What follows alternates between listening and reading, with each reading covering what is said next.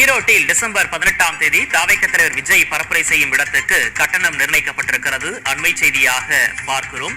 பெருந்துறை அடுத்த விஜயமங்கலம் டோல்கேட் அருகே சரளையில் விஜய் பரப்புரை செய்ய இருக்கிறார். இந்த நிலையில் அந்த இடத்திற்கு அறநிலையத்துறைக்கு சொந்தமான 31 ஏக்கர் நிலத்தை விஜய் பரப்புரைக்கு பயன்படுத்த கட்டணம் விதிக்கப்பட்டிருக்கிறது. அண்மை செய்தியாக பார்க்கிறோம்.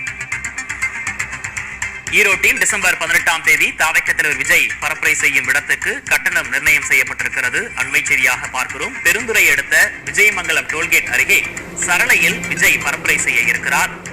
இந்நிலையில் அறநிலையத்துறைக்கு சொந்தமான 31 ஏக்கர் நிலத்தை விஜய் பரப்புரைக்கு பயன்படுத்த கட்டணம் நிர்ணயிக்கப்பட்டிருக்கிறது.